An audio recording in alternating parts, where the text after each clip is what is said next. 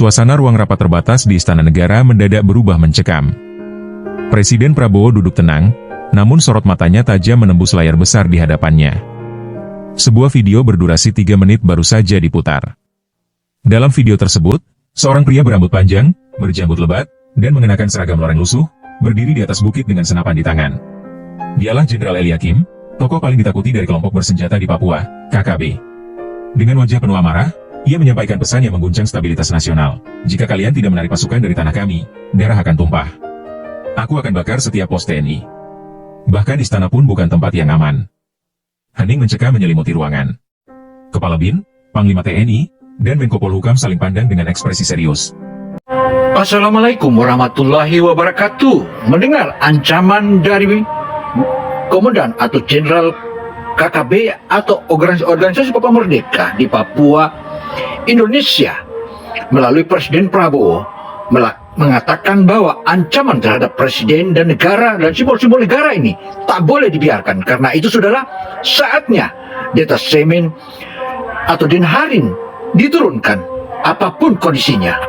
Tak satu pun dari mereka berani bicara lebih dulu. Presiden Prabowo memecah keheningan dengan suara berat, ini bukan sekadar ancaman teroris. Ini penghinaan terhadap negara. Urat-urat di tangannya mengeras, menggenggam meja kayu jati di depannya.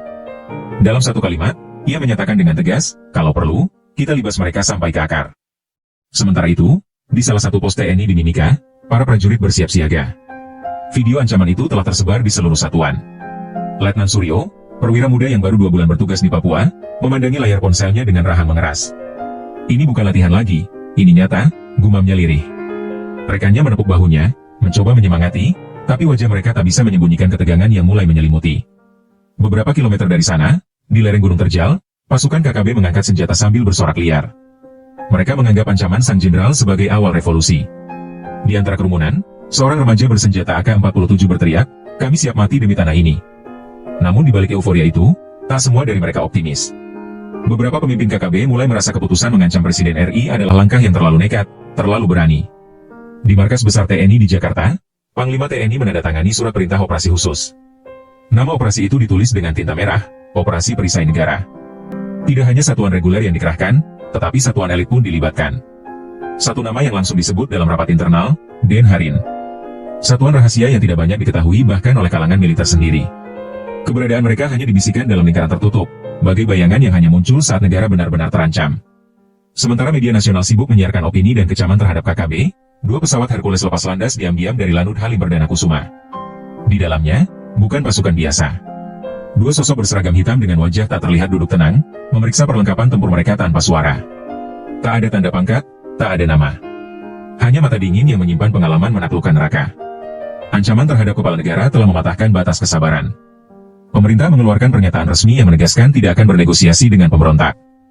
Namun, yang tidak disampaikan ke publik adalah satu kalimat dalam dokumen rahasia yang ditekan langsung oleh Presiden. Jika mereka mengancam simbol negara, tindakan apapun, termasuk pelanggaran HAM, dapat dipertimbangkan. Desa-desa terpencil di Papua mulai dilanda ketakutan. Warga sipil terjebak dalam dilema, antara KKB yang memaksa mereka mendukung perjuangan, dan TNI yang semakin gencar melakukan penyisiran. Namun, yang paling membuat bulu kuduk warga berdiri adalah kabar yang mulai beredar dari mulut ke mulut. Denharin sudah turun. Para tokoh adat bahkan menggelar ritual malam hari. Mereka meyakini akan ada pertumpahan darah besar. Seorang ketua desa berkata dengan mata kosong, jika pasukan bayangan Jakarta telah dikirim, maka hutan akan bicara, dan langit akan menangis. Sebagian penduduk mulai meninggalkan rumah, mencari perlindungan ke daerah yang lebih aman, namun tak ada tempat yang benar-benar bebas dari ketegangan. Di markas KKB, Jenderal Eli Yakim tak lagi tersenyum seperti saat merekam video. Ia mulai merasa diawasi. 2 anak buahnya dilaporkan tewas secara misterius saat mengantar logistik di lereng bukit. Tak ada suara tembakan. Hanya tubuh mereka yang ditemukan dengan luka bersih di kepala. Tanpa jejak. Malam itu, langit Papua ditutupi awan gelap. Angin membawa bisikan maut. Dari balik pohon-pohon tinggi, sepasang mata menatap tajam ke arah lembah tempat markas KKB berdiri. Suara komunikasi nyaris tak terdengar, hanya kode pendek melalui gelombang aman. Di tangan sosok itu, senapan laras panjang berlapis karbon siap menebas siapa saja yang mengancam negara. Misi telah dimulai. Bayangan telah tiba. Kabut tebal menyelimuti lembah pegunungan bintang, menciptakan suasana mencekam yang nyaris tak tertembus pandangan manusia biasa. Namun di balik semak belukar, sepasang mata menatap tajam ke arah tenda-tenda KKB yang berdiri di bawah tebing. Ia tak bergerak, bahkan napasnya pun seolah tak terdengar. Sosok itu adalah Serkadirga, salah satu sniper terbaik dari pasukan rahasia Den Harin. Tubuhnya menyatu dengan alam, dilumuri lumpur, dan kamuflasenya begitu sempurna hingga bahkan seekor burung hutan pun sempat hinggap di pundaknya sebelum terbang kembali. Di sisi lain, sekitar 2 km dari posisi Dirga, seorang pria bertubuh besar duduk bersila di balik bebatuan. Dia adalah Latukarna, rekan Dirga sekaligus pemimpin tim kecil Den Harin. Tubuhnya kekar seperti patung batu, wajahnya dingin, dan sorot matanya membawa ketenangan sekaligus ancaman mematikan. Ia bukan hanya petarung, tapi algojo senyap. Jika Dirga adalah mata tajam di balik laras, maka Karna adalah tangan tak kasat mata yang mengoyak dari dalam. Sementara itu, di markas KKB, Jenderal Eliakim tengah rapat dengan para komandannya. Mereka menyusun rencana penyerangan besar-besaran terhadap pos-pos TNI, mulai besok, kita serang semua pos yang mereka bangun di tanah ini. Biarkan mereka tahu siapa penguasa sejati hutan ini, teriaknya penuh emosi. Anak-anak buahnya bersorak, namun di sudut ruangan, beberapa wajah tampak ragu. Ada kabar aneh yang beredar, 2 orang asing mengintai mereka, namun tak satu pun yang bisa menangkap jejak mereka. Di tengah hutan, Dirga memutar pengatur jarak di teropongnya. Ia tak bicara, hanya mengirim titik koordinat melalui alat komunikasi khusus.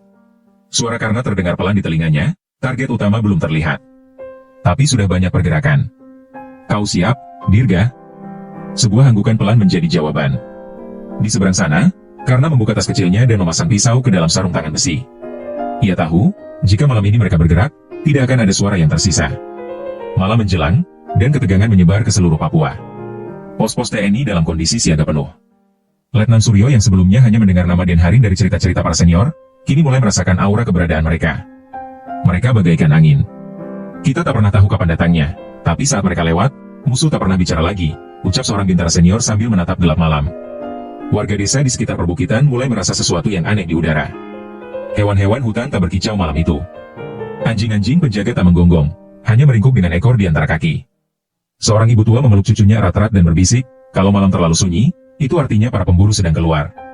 Sementara itu, dari markas pusat di Jakarta, Panglima TNI menerima laporan satelit dari tim pengintai udara.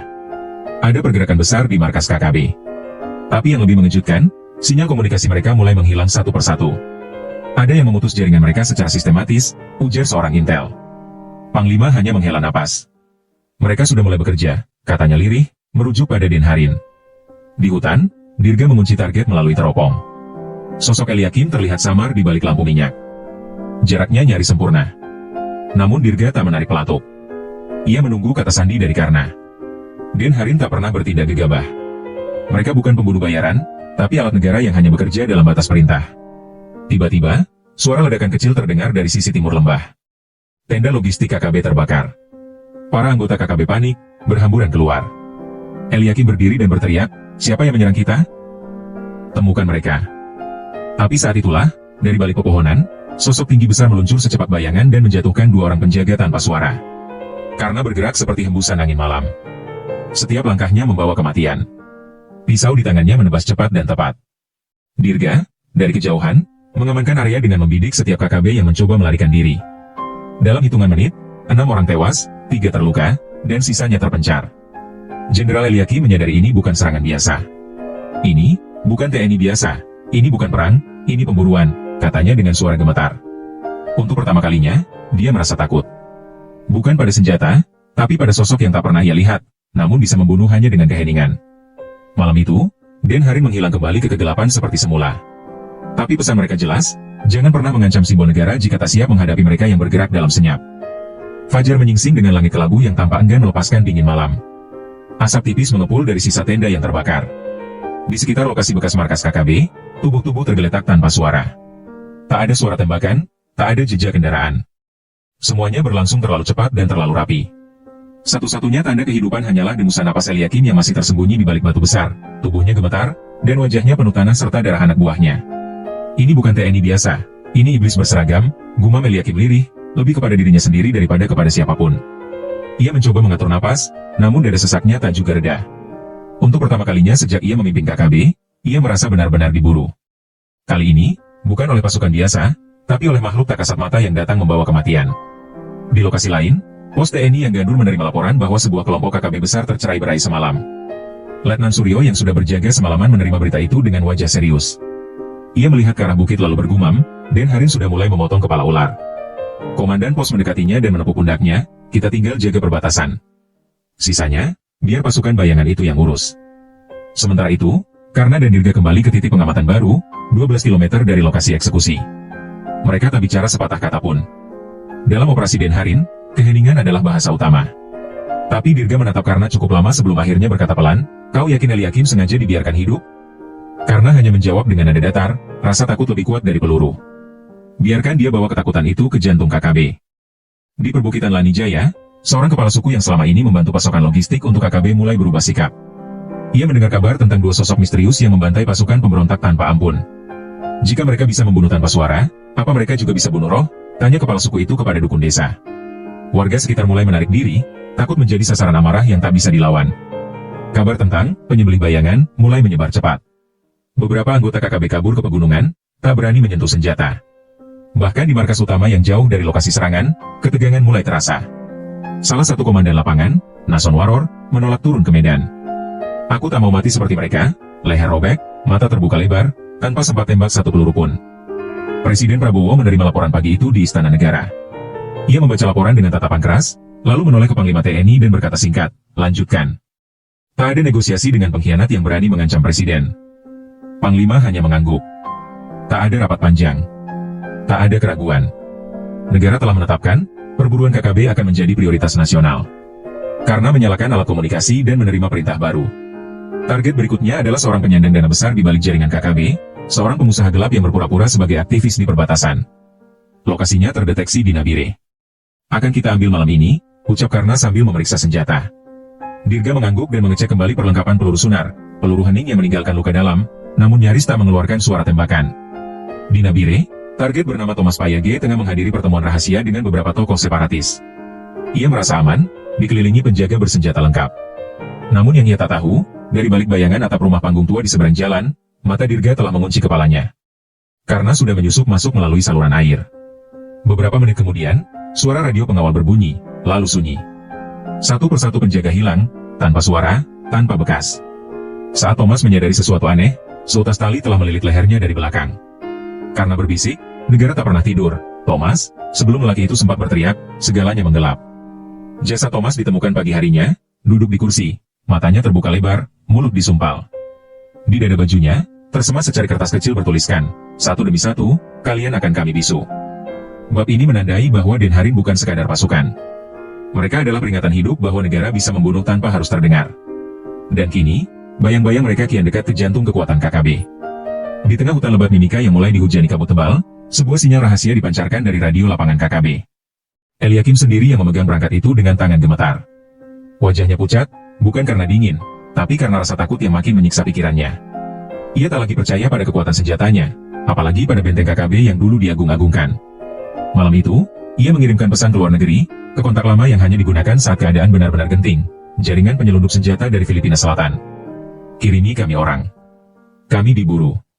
Bukan oleh pasukan biasa, tapi oleh hantu-hantu yang tak punya suara," isi pesannya. Jauh di Manila, pesan itu diterima oleh pria berkacamata hitam dengan luka besar di pelipisnya. Namanya Ramon Velasquez, ex-tentara bayaran yang kini hidup dari daerah konflik Asia Tenggara. Ia membaca pesan Eliakim dan tersenyum tipis. "Kau baru sadar musuhmu bukan manusia?" Gumamnya sambil menyalakan cerutunya. Ia membalas, "Biaya 3 kali lipat. Kami tak bunuh hantu, tapi kalau bayarannya cukup, kami bisa bantu kau jadi hantu juga." Sementara itu, di markas Komando Strategis TNI di Cilangkap, Jakarta, sebuah layar memperlihatkan peta pergerakan KKB dalam seminggu terakhir. Panglima TNI menunjuk salah satu titik merah yang bergerak cepat menuju perbatasan PNG. Mereka cari bantuan. Tapi kita lebih cepat. Perintah Presiden jelas. Lumpuhkan sebelum mereka angkat telepon berikutnya. Di ruangan lain yang lebih gelap, Letkol Satria, komandan pasukan rahasia Denharin, berdiri di depan peta elektronik. Di belakangnya, Karna dan Dirga mendengarkan dalam diam. Target selanjutnya adalah markas sementara KKB di Bokondini. Kali ini, kita kirim pesan yang lebih keras. Tak boleh ada yang tersisa. Tak boleh ada yang dikubur. Dirga menoleh cepat. "Maksudnya?" Letkol Satria menjawab dengan suara datar, "Biarkan tubuh mereka dimakan waktu. Dunia harus tahu bahwa ancaman terhadap Presiden adalah pelanggaran tak terampuni." Karena hanya mengepalkan tangan. Ia tahu, misi ini akan lebih dari sekadar pembunuhan. Ini adalah demonstrasi ketakutan. Di Bokondini, pasukan KKB mulai menyiapkan bunker darurat. Namun mereka tak tahu bahwa Denharin sudah 2 hari berbaur dengan warga sekitar, menyamar sebagai penduduk suku lokal. Karena bahkan sudah menandai rumah penyimpanan senjata KKB, dan Dirga telah mencatat posisi semua pengawal. Mereka bergerak seperti bayangan malam, diam, tak terdeteksi, tapi setiap langkah mereka menyimpan maut. Malam itu, suara peluit hembusan angin terdengar seperti tangisan. 3 ledakan kecil mengguncang lereng bukit. Bukan ledakan besar, tapi cukup untuk mematikan generator listrik dan sistem komunikasi. Dalam gelap total, karena menyelinap dari atap rumah ke atap lainnya. Dirga mengambil posisi di puncak pohon pinus, senapan peredamnya sudah menari di balik hembusan kabut. Satu persatu penjaga tumbang. Tanpa suara. Tanpa luka terbuka. Hanya titik darah di dahi. KKB panik. Eliakim berteriak menyuruh anak buahnya menyalakan api, tapi tak ada yang berani mendekati gudang bahan bakar. Semuanya takut. Dan saat suara siulan rendah terdengar dari kegelapan, semua tahu, mereka tak sedang berhadapan dengan manusia biasa. Eliakim lari ke arah hutan. Ia mendengar napasnya sendiri, jantungnya memukul keras, dan setiap ranting yang patah seperti letusan kematian. Tapi tiba-tiba, dari semak gelap, sosok besar muncul, Dirga. Tubuhnya berdiri tegak, wajahnya tertutup kain hitam, hanya mata tajamnya yang terlihat. "Kau yang ancam presiden kami?" Tanyanya dingin. Eliakim hendak menarik peletuk senjatanya, tapi peluru lebih cepat menembus lututnya. Ia jatuh, menjerit, merangkak di tanah basah.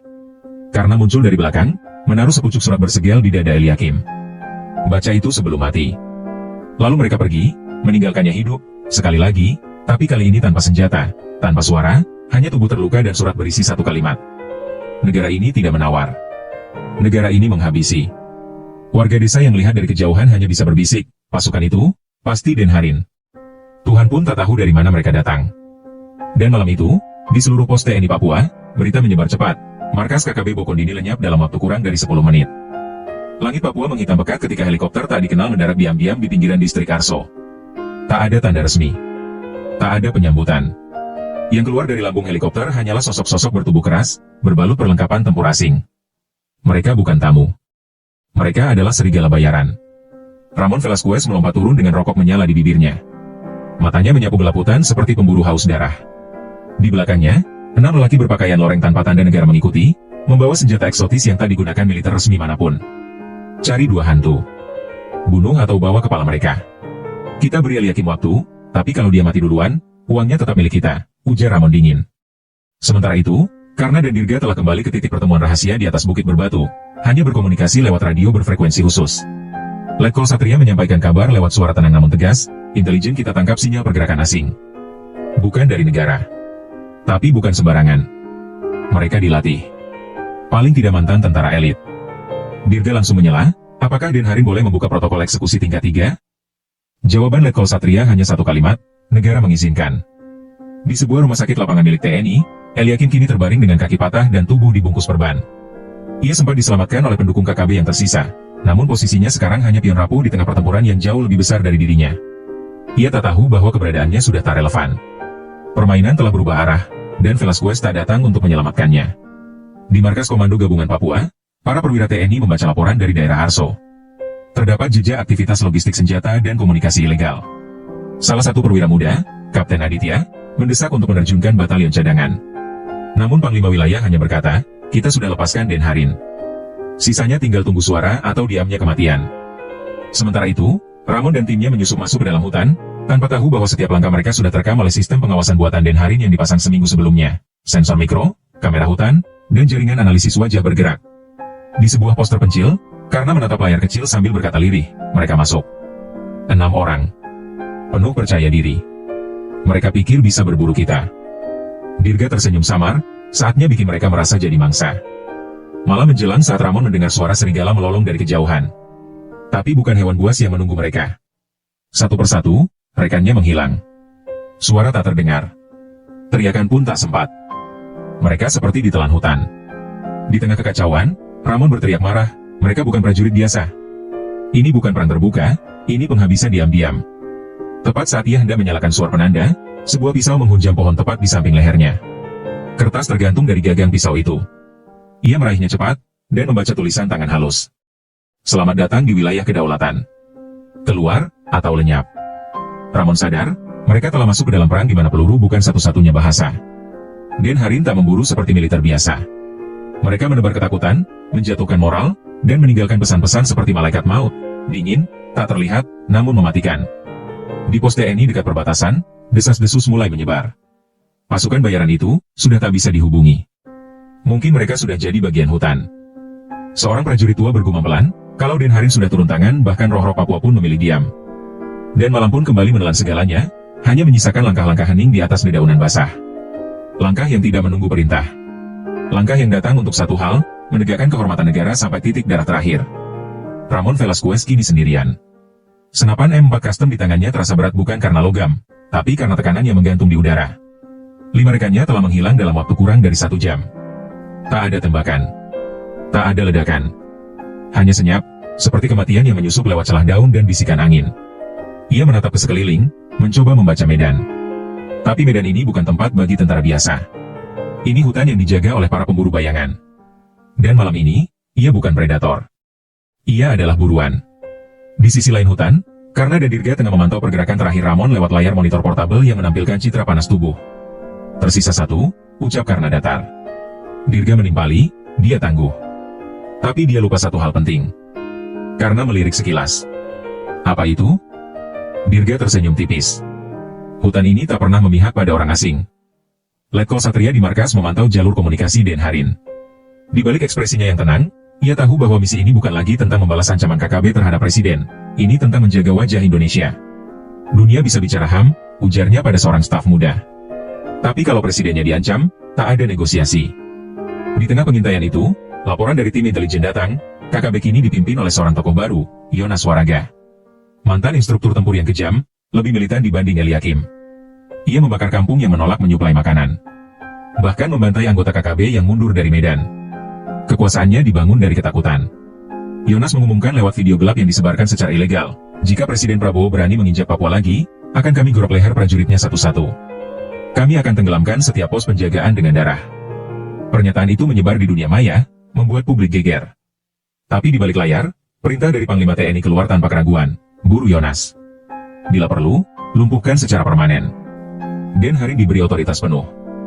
Di dalam hutan, Velasquez akhirnya menjebak salah satu anggota pengintai Den Harin. Ia menyiksa sang prajurit, memancing agar Karna atau Dirga muncul. Tapi ia salah besar. Den Harin tak pernah datang karena dipancing. Mereka datang karena memilih. Saat Velasquez mulai tersenyum puas, tiba-tiba hutan bergetar. Suara ledakan kecil datang dari tanah di bawah kakinya. Bukan ranjau biasa.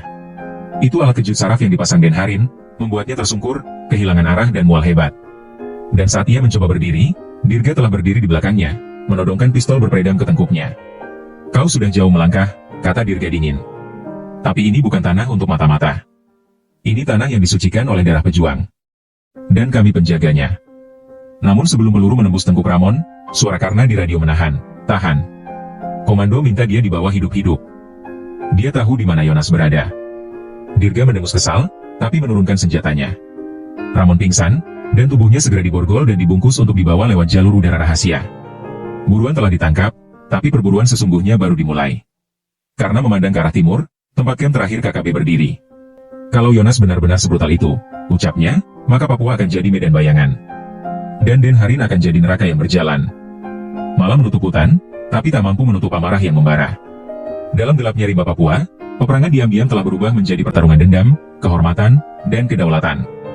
Kabut masih menggantung pekat di antara pepohonan, seperti tirai kematian yang enggan terbuka. Burung-burung hutan pun enggan berkicau pagi itu, seolah mereka tahu bahwa darah akan kembali mengalir sebelum matahari benar-benar terbit. Di ketinggian 1200 mdpl, tersembunyi di balik tebing dan lembah, berdiri markas utama KKB pimpinan Yonas Waraga, sebuah benteng yang dibangun dari jerih payah, ancaman, dan ketakutan. Yonas duduk di dalam bara kayu utamanya, dikelilingi pengawal bersenjata laras panjang dan sangkur terikat di pinggang. Tubuhnya kekar, penuh bekas luka, sebagian tertutup tato-tato suku yang sudah nyaris punah. Di tangannya tergenggam sebatang cerutu Papua yang belum dinyalakan, dan di hadapannya terbentang peta wilayah-wilayah TNI. Hari ini, gumamnya pelan, kita serang pos Mil 18. Biar mereka tahu, siapa yang pegang kendali di tanah ini. Namun sebelum ia memberi perintah, seorang kurir datang tergesa-gesa, wajahnya pucat. Komandan Velasquez ditangkap. Diduga oleh Den Harin. Ruangan mendadak hening. Yonas menatap tajam, lalu berdiri perlahan. Den Harin, gumamnya. Mereka kirim hantu untuk buru kami sekarang? Ia berjalan keluar, menatap ke arah barat. Bilang ke semua kelompok. Ganti semua jalur suplai. Bakar camp yang terlalu ramah pada TNI dan siapkan bom gerilya. Jika mereka pikir bisa datang dan mencabut nyawa kita semudah itu, kita akan bawa mereka ke neraka hutan ini. Sementara itu, Karna dan Dirga tengah menyusup masuk ke zona luar markas KKB. Lewat jalur sungai kecil yang hampir tak terdeteksi drone, mereka menyamar sebagai pemburu lokal. 2 kilometer lagi, bisik Dirga sambil menatap monitor thermal kecil di tangannya.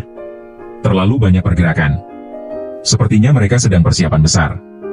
Karna menyipitkan mata. Mereka tahu kita datang. Tapi mereka belum tahu dari mana. Di titik lain, Letkol Satria mengaktifkan kanal komunikasi secure milik Den Harin. Operasi hutan dalam dinyatakan aktif. Kalian akan mengacak-acak logistik dan jaringan komunikasi mereka.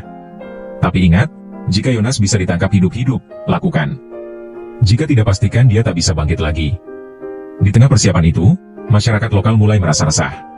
Suara helikopter malam hari, hilangnya beberapa penduduk desa, dan mayat anggota KKB yang ditemukan membusuk tanpa peluru. Semuanya menjadi bisik-bisik menakutkan. Den Harin sudah datang, ujar seorang tetua desa. Jika mereka yang bergerak, berarti bukan lagi sekadar perang. Ini sudah pembalasan. Yonas, yang mulai terdesak, mengumpulkan para pemimpinnya. Aku tidak akan mati seperti anjing. Kalau Den Harin berani masuk ke hutan ini, kita serap mereka satu-satu. Buat jebakan. Pasang ranjau di jalur utara. Dan kirim 2 regu untuk menyamar sebagai penduduk, kita akan balik mainkan mereka. Tapi ia tak tahu, Den Harin tak datang untuk bermain. Mereka datang membawa pesan dari negara, tidak ada yang mengancam kepala negara tanpa menerima pembalasan paling sunyi dan paling berdarah. Dan malam pun jatuh, seperti jubah hitam yang menandai dimulainya babak baru pertempuran. Dirga menoleh ke Karna. Kau tahu kenapa kita dikirim, kan? Karna mengangguk perlahan. Karena tak semua darah bisa dibalas dengan diplomasi. Tapi malam ini, akan ada satu nama yang dihapus dari sejarah. Hutan bersiap. Angin membungkam. Dan Den Harin mulai merayap menuju pusat kegelapan, membawa kematian di setiap langkahnya. Langit Papua malam itu tak bertabur bintang. Hanya awan kelam yang menggantung rendah, seolah menyaksikan neraka yang akan dibuka di tanah hijau nan liar itu. Karna dan Dirga telah menyusup sejauh 800 meter dari pusat markas KKB. Suara jangkrik terputus-putus, digantikan desis alat komunikasi dan detak jantung yang perlahan naik ritmenya. Mereka tak berbicara banyak, tak perlu. Setiap gerakan tubuh, arah mata, dan busa napas sudah seperti kode tersendiri. Di depan mereka, beberapa lelaki bersenjata tengah duduk di sekitar api unggun kecil, mengobrol sambil tertawa lepas. Mereka tak tahu bahwa maut sedang mengintai dari semak-semak. Dirga bergerak lebih dulu. Hanya dalam hitungan detik, 2 KKB tumbang tanpa suara. Pisau meluncur cepat, satu ke leher, satu lagi ke jantung. Karena segera menyusul, mengeksekusi 2 lainnya yang hendak bangkit. Tak ada waktu untuk buang peluru, ini permainan senyap. Sementara itu, di sisi lain markas, Yonas Waraga mendapat laporan bahwa salah satu perimeter penjagaan lumpuh total. Ia segera bangkit, menyambar senapan laras panjang dan mengenakan rompi tempur. Wajahnya tegang, matanya membara. Mereka datang. Mereka benar-benar datang. Ia memanggil algojo pribadinya, seorang pria tinggi besar, ex-tentara bayaran dari Timur Tengah yang kini hanya dikenal dengan nama Sandi, raksasa. Tubuhnya penuh luka, matanya tajam seperti binatang buas. Jika kau bisa bunuh satu dari Den Harin itu, kita punya harapan. Raksasa hanya mengangguk, mengambil senapan jarak dekat dan parang besar yang tergantung di punggung. Tak ada rasa gentar, hanya haus akan pertempuran. Ia melangkah masuk ke dalam hutan dengan sunyi, seperti serigala mengendap mendekati mangsanya. Di tengah perjalanan, Karna merasakan sesuatu. Ia memberi syarat pada Dirga untuk berhenti. Kita tak sendiri, bisiknya. Tapi terlambat, sebuah bayangan besar menerjang dari balik gelap, membuat Karna terjatuh dan hampir tertusuk parang. Dirga langsung bereaksi, menembakkan pisau taktis, namun si raksasa menangkisnya dengan tangan kosong. Pertarungan brutal pun meledak dalam diam. Tidak ada peluru, hanya otot, pisau, dan kecepatan. Karena dihantam keras di dada, tubuhnya terhempas ke pohon. Dirga melompat menyerang, namun raksasa terlalu cepat. Ia nyaris mencabut nyawa Dirga dengan tebasan horizontal, sebelum Karna menembakkan peluru terakhirnya ke kaki si raksasa. Tumbang? Tidak. Raksasa hanya terhuyung, kemudian tertawa pelan, berdarah tapi masih berdiri.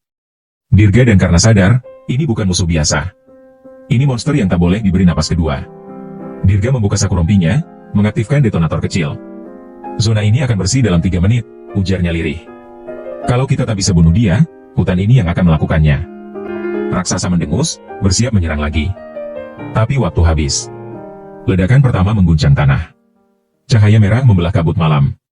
Dirga menarik Karna, dan keduanya berlari secepat mungkin, meninggalkan raksasa dalam kobaran api yang melahap segalanya. Di kejauhan, Yonas menyaksikan kobaran api dari arah barat. Ia mengertakkan gigi.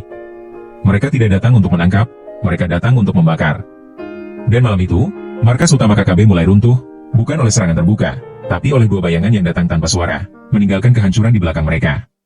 Asap pekat masih menggantung di langit hutan Papua ketika Yonaswaraga menatap peruntuhan markasnya dari kejauhan. Api masih menjilat puing-puing kayu dan logam, menciptakan suara gemertak yang mengiringi jeritan para anggotanya yang terbakar atau tertimbul ledakan. Wajah Yonas pucat, bukan karena takut, melainkan karena marah. Sangat marah. Apa benar hanya dua orang? Desisnya, menggenggam radio genggam yang kini hanya menampilkan suara berisik. Dua orang bisa hancurkan kita sejauh ini? Seorang anak buahnya, dengan luka di pelipis, mencoba memberi laporan. Kami tak bisa lawan mereka, Komandan. Mereka bukan manusia. Suaranya bergetar, seperti menyadari bahwa makhluk yang mereka lawan bukan dari jenis yang bisa ditaklukkan dengan peluru dan jumlah. Yonas membanting radionya. Ia sadar, ini bukan lagi perang gerilya biasa. Ini pemburuan. Dan kini, ia adalah buruan utama. Sambil memerintahkan sisa pasukan untuk menyebar ke hutan, ia memutuskan untuk bersembunyi di gua batu tua di wilayah ketinggian Kampung Wamena, tempat yang dikenal angker oleh warga lokal. Di sanalah ia berharap bisa menyusun kekuatan kembali, atau setidaknya bersembunyi sampai badai ini reda. Tapi jauh di dalam hatinya, ia tahu, Den Harin tidak akan berhenti. Sementara itu, di pos taktis TNI yang dibangun darurat di atas bukit, Letkol Satria menerima laporan dari tim udara. Markas musuh terbakar total. Aktivitas KKB menurun drastis. Tapi target utama belum dipastikan tewas. Satria menatap peta digital. Kalau Yonas masih hidup, dia pasti menuju titik persembunyian cadangan. Kirim drone tipe siluman. Jangan beri dia ruang untuk bernapas. Den Harin akan memimpin perburuan langsung. Dirga duduk di sisi tenda, mengganti perban karna. Meski terluka, mata mereka masih menyala. Raksasa itu, belum pasti mati, kata Dirga pelan. Kalau dia selamat, kita akan lihat dia lagi. Karna mengangguk. Dan jika itu terjadi, aku yang akan menghabisinya. Beberapa kilometer dari mereka, raksasa ternyata masih hidup. Tubuhnya hangus sebagian, tapi ia merangkak keluar dari runtuhan dengan mata penuh dendam. Ia tak bisa bicara, hanya menggeram seperti binatang. Dan di balik geramannya, satu nama terpatri dalam ingatannya, Dirga. Sementara itu, berita tentang kehancuran markas KKB menyebar cepat di antara warga pedalaman. Banyak yang mulai meninggalkan hutan, mencari perlindungan ke pos-pos TNI. Ketakutan akan pembalasan KKB perlahan berubah menjadi harapan. Kalau benar Den Harin sudah turun, ujar seorang kepala kampung, maka tanah ini sebentar lagi akan bersih. Namun, Yonas tak menyerah. Di gua gelap yang lembab, ia duduk bersila di depan api kecil, menulis pesan terakhir. Sebuah ultimatum yang akan dikirim ke pemerintah pusat. Kami akan meledakkan Bandara Wamena jika kalian teruskan pemburuan ini. Kami masih punya tangan-tangan tak terlihat. Dan darah akan dibalas darah. Pesan itu segera menyebar di jalur bawah tanah. Tapi kali ini, tak ada negosiasi. Tak ada diplomasi.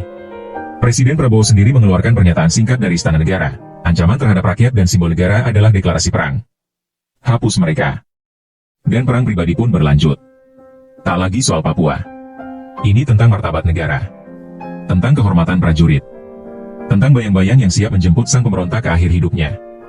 Hujan deras turun membasahi tanah Papua, menambah kesulitan bagi pasukan TNI yang sudah terhimpit waktu. Namun bagi Den Harin, hujan bukanlah halangan, mereka terbiasa bergerak dalam segala kondisi. Dalam hutan lebat dan rawa-rawa yang becek, pasukan khusus ini melangkah tanpa suara, bak bayangan yang tak tampak oleh musuh. Letkol Satria memimpin timnya melalui medan sulit. Peta digital di tangannya menunjukkan posisi terakhir Yonaswaraga dan kelompoknya. Tidak ada banyak pilihan lagi bagi sang pemimpin KKB. Dia terjepit di wilayah sempit yang dikelilingi hutan belantara. Namun, Yonas yang terdesak itu bukanlah lawan yang bisa dianggap remeh. Keberanian dan kelicikannya tak bisa diprediksi. Di sini kita harus hati-hati, ujar Letkol Satria, mengarahkan timnya ke pinggiran hutan. KKB tahu kita datang. Mereka sudah menyiapkan jebakan. Namun, Satria tahu, itu bukan hanya jebakan biasa. Mereka, terutama Den Harin, telah melatih diri untuk bertindak cepat dan tepat. Mereka bukan hanya mencari keberadaan musuh, tapi mencari kesempatan untuk menebus harga diri yang telah diinjak oleh tindakan KKB selama ini. Dirga dan Karna, yang bersama tim Den Harin lainnya, bergerak di depan. Dengan setiap langkah, mereka semakin mendekat. Meskipun tubuh mereka lelah dan luka belum sepenuhnya sembuh, semangat mereka tetap menyala. Dalam setiap langkah mereka, ada tekad untuk menyelesaikan tugas ini. Menangkap atau menghancurkan Yonaswaraga, apapun itu. 2 hari lagi, kita bisa menutup gerakan mereka, kata Karna, menatap ke arah barat, di mana pegunungan Wamena menyembul di balik kabut. Tapi kalau kita gagal hari ini, mereka bisa melarikan diri jauh.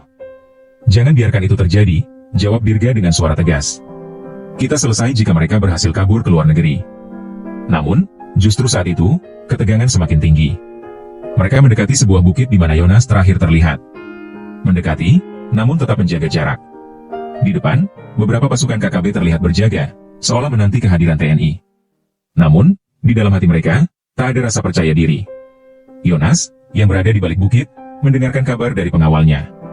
Mereka semakin dekat, katanya, suara serak. Pindahkan posisi. Semua, pindah sekarang. Seketika, pasukan KKB mulai bergerak lebih cepat, mencoba menghindari pengepungan. Yonas yang sudah terluka, mengarahkan pasukannya menuju sebuah gua batu yang tersembunyi. Tapi Denharin, yang telah memantau pergerakan mereka, tak membiarkan mereka lolos begitu saja. Sedia senapan laras panjang, perintah Satria. Kita akan menutup gerak mereka dari semua arah. Aksi itu dimulai dalam diam, namun kecepatan dan ketepatan Denharin menghancurkan harapan KKB untuk melarikan diri. Beberapa anggota KKB terjatuh sebelum sempat menyadari apa yang terjadi. Satu persatu, mereka kehilangan posisi dan kepercayaan diri. Hujan deras yang turun semakin membuat tanah menjadi licin, namun langkah Denharin justru semakin ringan. Saat pasukan TNI mendekat ke gua yang menjadi tempat persembunyian Yonas, semuanya terasa menegangkan. Setiap helaan napas akan terasa berat, seperti ada yang mengganjal dada. Ini adalah momen yang menentukan, momen yang bisa mengakhiri kekacauan ini atau justru memicu perang lebih besar lagi. Yonas yang terpojok hanya bisa tersenyum miring. Mereka sudah sampai, kita tidak bisa lari lagi, katanya, sambil memerintahkan pengikutnya untuk bersiap mati. Namun, tepat sebelum ledakan senjata besar mulai mengguncang gua tersebut, ada sosok yang muncul dari balik bayang-bayang. Raksasa, pria berbadan besar yang tak pernah menyerah. Meskipun terluka parah dan nyaris putus asa, ia masih mampu mengangkat senapan dan menembakkan peluru terakhirnya ke arah pasukan Denharin. Namun, tepat di saat yang sama, seorang sniper dari Denharin menembak ke arah raksasa. Peluru menembus tubuh besar itu, membuatnya terhuyung dan jatuh ke tanah dengan tubuh yang gemetar. Meskipun nyawanya masih ada, raksasa tak bisa bergerak lagi. Yonas menggertakkan gigi, melihat pasukannya mulai goyah. Bertarung sampai mati. Mereka harus tahu kita bukan teroris biasa. Namun, suara langkah pasukan TNI semakin jelas, semakin dekat. Dalam sempitnya gua itu, Yonas tahu, waktunya hampir habis. Ketika ia berusaha bangkit dan berlari, tiba-tiba suara letusan tembakan menghentikan semuanya.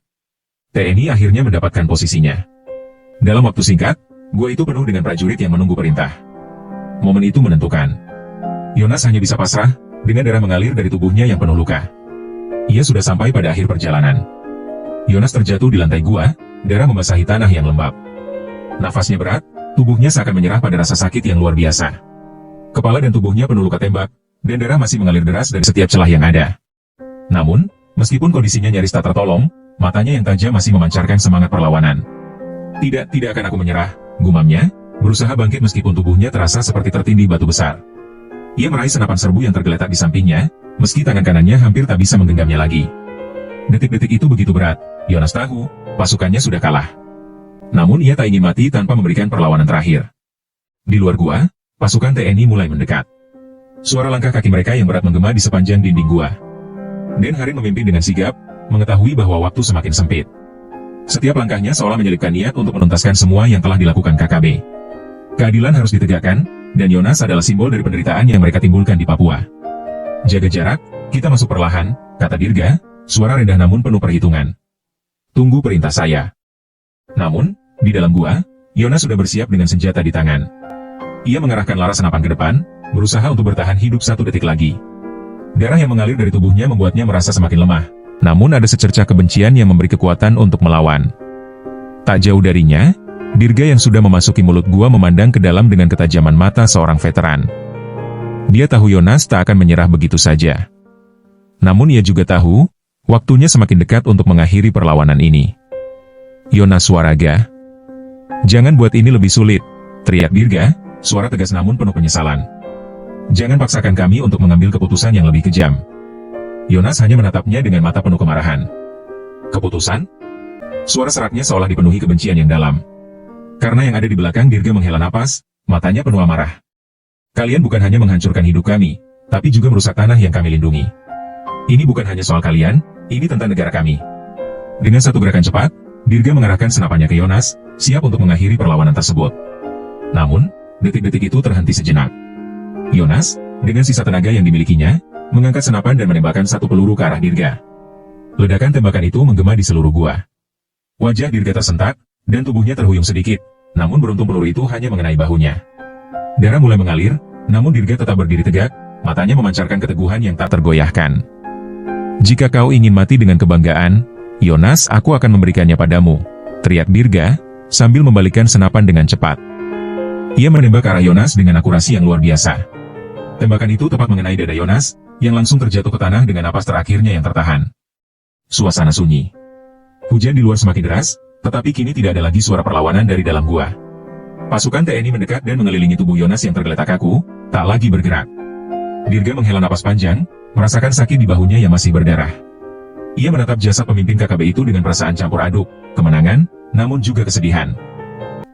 Ini sudah selesai, kata Karna dengan suara serak, melihat ke arah Dirga yang masih berdiri tegak meskipun tubuhnya terluka. Namun, harga yang kita bayar sangat mahal. Dirga mengangguk, matanya tak lepas dari tubuh Yonas.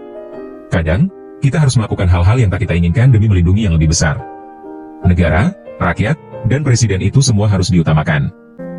Dan meskipun Den Harin dan pasukannya telah menyelesaikan tugas ini, misi mereka belum selesai. Setelah pengendalian dan pembersihan yang dilakukan di sekitar gua tempat Yonas akhirnya dijatuhkan, pasukan Den Harin mulai menarik diri dari medan. Namun, setiap pasukan TNI yang tersisa di sekitar Papua tetap melaksanakan patroli dengan kewaspadaan yang tinggi. Musuh yang tidak terlihat adalah musuh yang paling berbahaya. Dirga dan Karna, meskipun terluka, tetap tegak dan memimpin pasukannya untuk menyelamatkan wilayah yang sebelumnya dikuasai KKB. Di sebuah pos penjagaan yang terletak di daerah pegunungan, Letkol Satria berdiri di tepi jendela, menatap keluar. Angin dingin dari pegunungan mengalir masuk ke dalam ruang yang sederhana, namun hatinya tidak bisa tenang. Kita telah berhasil menundukkan pemimpin KKB, namun kita harus siap untuk ancaman selanjutnya, katanya kepada timnya yang berdiri di belakangnya. Karena menatap Satria dengan mata yang tak lepas dari kegelapan malam di luar. Mereka akan terus bersembunyi dan mencoba menyerang lagi. Jika kita lengah, mereka bisa kembali dengan lebih kuat. Betul, jawab Dirga, menambahkan. Mereka tak akan menyerah begitu saja. Kita harus membersihkan setiap celah. Dan kita juga harus menjaga keseimbangan, mereka sangat pintar dalam mengelabui kita.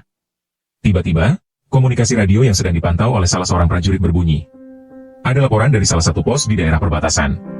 Beberapa anggota KKB yang selamat tampaknya mulai bergerak ke arah selatan, menuju daerah yang belum kita amankan. Mereka masih berusaha untuk membalas. Satria menghela napas panjang. Jangan beri mereka kesempatan untuk melarikan diri. Kita bergerak sekarang juga. Setiap detik sangat berharga. Karena mengangguk, dan segera menyusun rencana dengan timnya. Pasukan TNI di bawah komandonya segera bergegas menuju lokasi yang dilaporkan. Meski kondisi cuaca yang semakin buruk membuat mereka kesulitan, tak ada waktu untuk menunggu. Keamanan negara dan stabilitas wilayah Papua tidak bisa ditunda lagi. Namun, pada saat yang sama, di tempat yang jauh di balik hutan, sebuah kabar mengejutkan datang dari mata-mata yang mereka miliki di dalam kelompok KKB. Salah satu komandan KKB yang selamat, Jaka, mulai merencanakan serangan besar-besaran terhadap pos-pos TNI yang tersebar di seluruh Papua. Jaka menyadari bahwa Yonas telah gugur, namun ia tahu bahwa meskipun pemimpin mereka jatuh, perlawanan masih bisa terus berlangsung. Di dalam sebuah markas kecil yang tersembunyi di dalam hutan, Jaka memandang peta dengan tatapan serius. Kami akan serang semuanya, tak ada yang bisa kita percayai selain kekuatan kita sendiri. Pasukan TNI yang sudah terlalu terbagi harus kita hancurkan. Namun, langkah Jaka tak mudah. Ia tahu bahwa pasukan Den Harin masih memburu mereka dengan tekad yang membara. Nama Den Harin kini menjadi legenda di kalangan KKB. Keberadaan mereka yang misterius, ketangguhan dan kemampuan tak terduga dalam pertempuran menjadikan mereka musuh yang menakutkan. Jaka meremas tangannya. Jika Den Harin datang, kita tak punya banyak pilihan. Kita harus bergerak cepat sebelum mereka menemukan kita. Sementara itu, Den Harin yang sudah mulai melakukan patroli besar di wilayah selatan Papua, mendengar kabar tentang rencana serangan besar KKB yang sedang dipersiapkan. Kecepatan dan ketepatan dalam bergerak adalah kunci untuk menghalau serangan tersebut. Dengan keahlian mereka yang sudah terbukti, Den Harin segera mengatur strategi baru. Mereka bergerak cepat, mereka akan menyerang dua pos utama di selatan, ujar Dirga dengan tegas. Kita tak bisa memberi mereka ruang untuk bertahan. Satria, yang sudah mempersiapkan pasukannya untuk misi ini, menatap langit yang semakin gelap. Kita harus pastikan bahwa mereka tidak dapat melarikan diri. Jika KKB berani melawan lagi, kita akan bergerak untuk menghancurkan mereka tanpa ampun. Malam itu, pasukan TNI bergerak dengan cepat, namun dengan sangat hati-hati. Setiap langkah mereka penuh perhitungan, setiap pergerakan mereka memperhatikan setiap kemungkinan jebakan yang bisa dipasang oleh KKB. Den Harin di bawah komando Dirga mulai menyebar di sepanjang jalur yang menjadi titik-titik serangan utama, sementara pasukan lainnya bersiap untuk mengepung sisa-sisa KKB yang tersisa. Dengan keheningan yang mencekam, mereka mendekati titik pertemuan. Keduanya, TNI dan KKB, kini berada dalam posisi yang sangat rapat. Tanah Papua yang lebat akan menjadi saksi bagi pertempuran terakhir antara mereka. Malam semakin larut, dan hutan Papua yang lebat tampak lebih gelap dari sebelumnya. Pasukan TNI di bawah komando Dirga bergerak dengan diam-diam di balik pepohonan dan semak belukar, menggunakan keahlian mereka untuk menghindari deteksi. Di samping mereka, angin malam membawa aroma lembab yang semakin menyesakkan dada. Setiap langkah dihitung, setiap gerakan dipastikan tidak menimbulkan suara. Jika KKB masih bersembunyi di sini, mereka harus dikepung dengan sempurna. Di hadapan mereka, salah satu pos utama KKB terletak di sebuah lembah yang sempit, dikelilingi oleh tebing curam. Pos ini, yang sebelumnya menjadi pusat perlawanan mereka, kini tampak sepi. Namun, Dirga tahu bahwa ketenangan ini hanya sementara. Mereka pasti sedang menunggu kedatangan pasukan TNI, atau lebih tepatnya, mereka sedang menyiapkan serangan balasan besar-besaran. Kita harus bergerak cepat dan mengelilingi mereka dari semua arah, bisik Dirga kepada Karna, yang berjalan di sampingnya. Jangan beri mereka ruang untuk melarikan diri. Kita harus pastikan mereka tidak bisa kembali ke hutan. Karna mengangguk, matanya tetap waspada meskipun perasaan cemas menggelayuti dirinya. Dia tahu betul bagaimana berbahayanya KKB dalam pertempuran semacam ini. Namun, dengan kehadiran Den Harin, mereka memiliki keuntungan yang jelas. Pasukan khusus ini tidak hanya terlatih dalam pertempuran, tetapi juga mahir dalam mengatasi musuh yang sulit diprediksi. Sementara itu, di tempat lain, Jaka, komandan KKB yang tersisa, merasa bahwa waktunya semakin sempit. Mereka sudah dekat, katanya kepada anak buahnya. Kita tidak punya banyak waktu untuk bertahan. Jika mereka datang, kita harus menyerang lebih dulu. Serang mereka dengan segala yang kita punya. Anak buah Jaka yang berada di dekatnya menyiapkan senjata mereka, mata mereka tajam dengan kebencian. Mereka tahu bahwa ini adalah pertempuran hidup dan mati. Jika TNI berhasil menyerbu pos mereka, maka seluruh harapan untuk terus bertahan akan hilang. Semua yang mereka perjuangkan akan berakhir. Namun, Jaka juga tahu bahwa pasukan Den Harin, yang dikenal sebagai pemburu tanpa ampun, sedang dalam posisi untuk menutup jalan keluar mereka.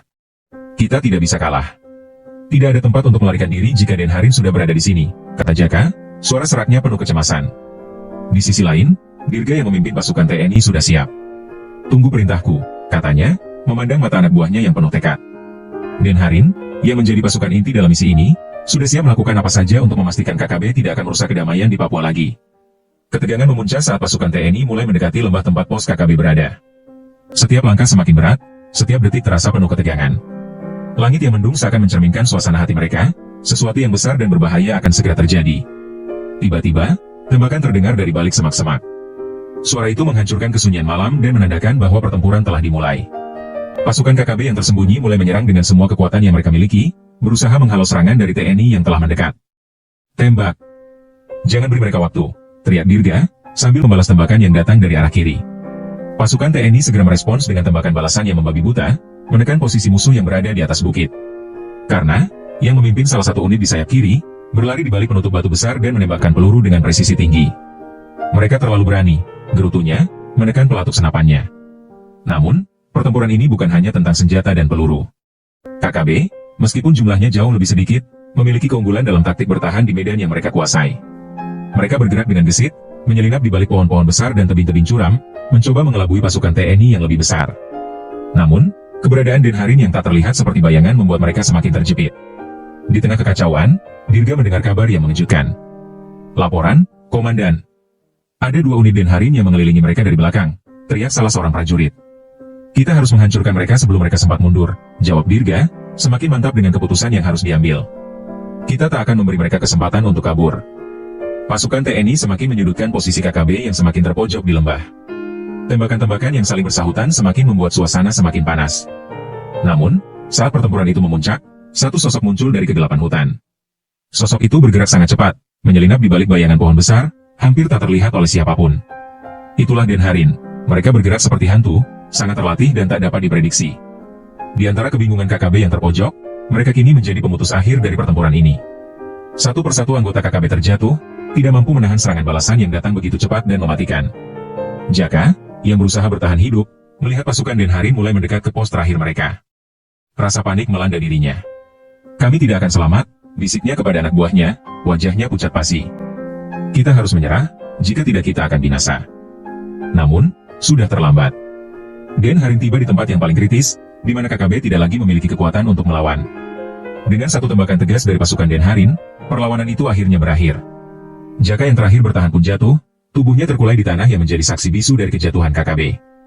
Malam itu, setelah pertempuran berakhir, hutan Papua kembali jatuh dalam keheningan yang mendalam. Pasukan TNI bergerak dengan hati-hati, memastikan bahwa tidak ada anggota KKB yang selamat atau bersembunyi. Den Harin, dengan langkah-langkah yang tak terdengar, mulai memeriksa medan, memastikan bahwa setiap inci area telah diamankan. Dirga, yang berdiri di tengah runtuhan dan tubuh yang tergeletak, merasakan kemenangan yang pahit. Meskipun KKB telah dilumpuhkan, ancaman terhadap keselamatan negara belum sepenuhnya teratasi. Tugas kita belum selesai, ujar Dirga kepada Karna, yang berdiri di sampingnya, merenung.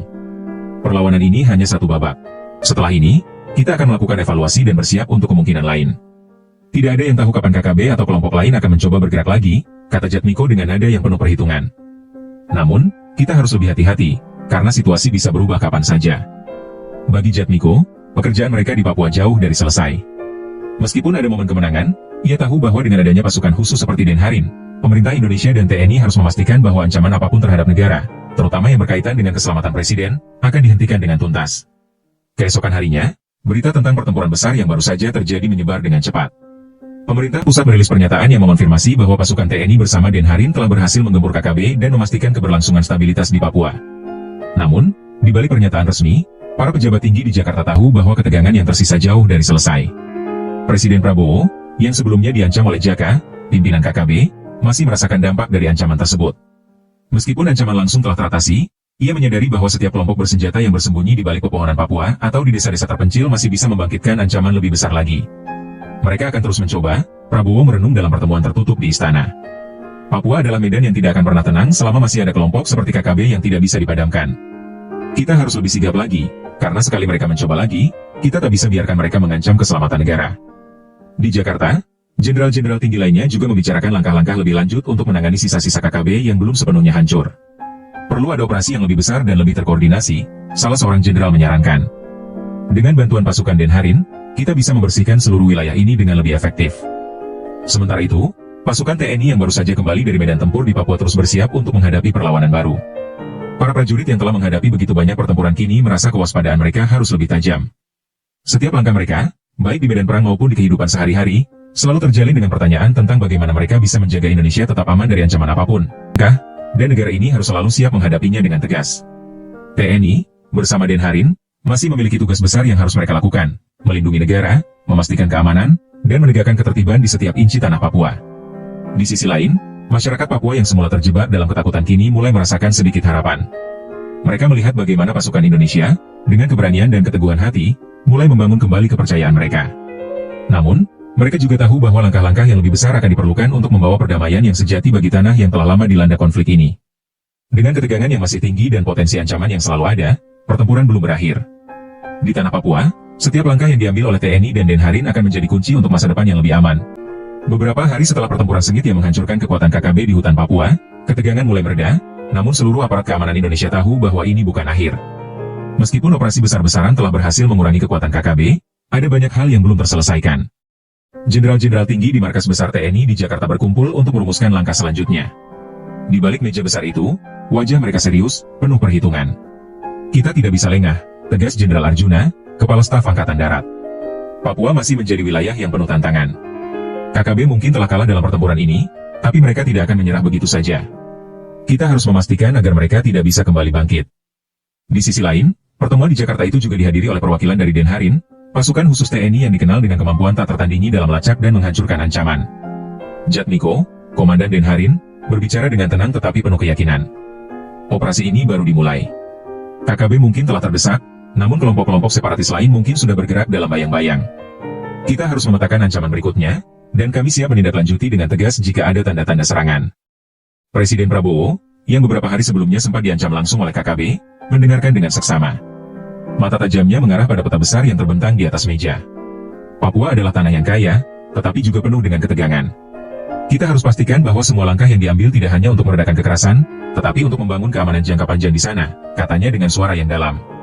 Keputusan dibuat, TNI akan melanjutkan operasi pembersihan di seluruh wilayah Papua, dengan fokus khusus pada daerah-daerah yang masih menjadi pusat kekuatan KKB dan kelompok separatis lainnya. Denharin akan memimpin misi ini, bekerja bersama pasukan reguler TNI untuk memastikan bahwa wilayah yang telah dibebaskan dari kekuatan KKB tetap aman dan terkendali. Namun, di luar strategi besar ini, ada pertanyaan yang masih mengganjal. Setelah kemunculan Denharin dalam beberapa pertempuran terakhir, banyak kelompok di dalam dan luar negeri yang mulai bertanya-tanya, siapa mereka sebenarnya? Keberadaan mereka yang sangat rahasia dan kemampuannya yang luar biasa menciptakan gelombang spekulasi. Banyak yang percaya bahwa mereka adalah pasukan yang jauh lebih besar daripada yang terlihat, dan mereka dilatih untuk menanggulangi ancaman-ancaman yang jauh lebih kompleks daripada yang biasa dihadapi oleh pasukan reguler. Sementara itu, di Papua, kehidupan warga yang semula mencekam mulai menunjukkan tanda-tanda harapan. KKB juga mulai mendengar kabar bahwa Den Harin kini dilibatkan dalam operasi besar untuk menghabisi mereka. Mereka tahu bahwa pasukan tersebut adalah ancaman yang sangat nyata, bukan hanya karena kemampuan mereka dalam perang gerilya, tetapi karena mereka memiliki akses langsung ke informasi dan kekuatan yang tidak dimiliki kelompok bersenjata lain. Mereka pun semakin merasa terdesak. Dalam sebuah pertemuan tersembunyi, Jaka, pemimpin KKB, merencanakan balas dendam. Den Harin, mereka adalah musuh yang sangat berbahaya, katanya dengan suara rendah.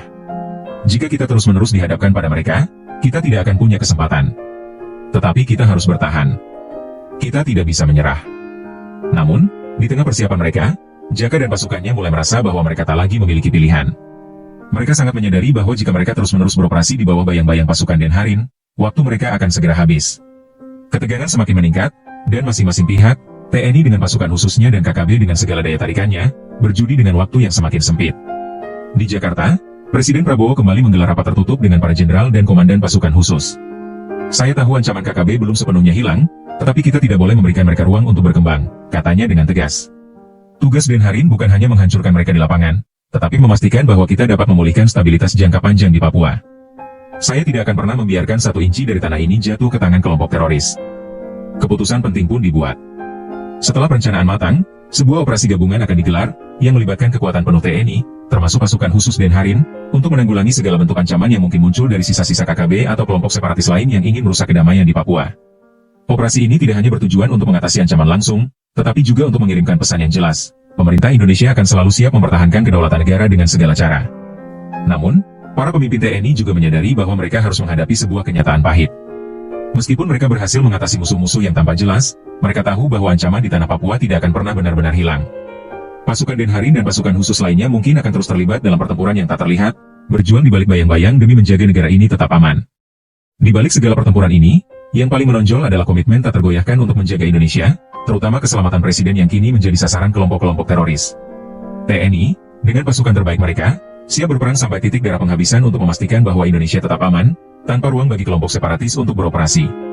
Dalam beberapa minggu mendatang, operasi-operasi ini akan melibatkan aksi-aksi berani dan dramatis di hutan belantara Papua, dan tak ada yang bisa memastikan siapa yang akan keluar sebagai pemenang dalam konflik yang penuh dengan ketegangan ini.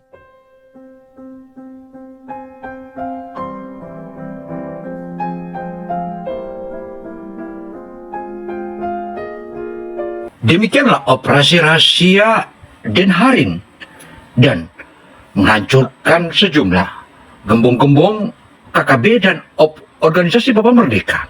Saatnya Indonesia bangkit dan menghabisi seluruh penjajah dan penjahat-penjahat yang selalu merusak kedamaian Papua. Karena itu saudara, negara manapun yang coba mencampuri urusan dalam negeri Indonesia, maka sudah pasti itu akan dihancurkan oleh Indonesia.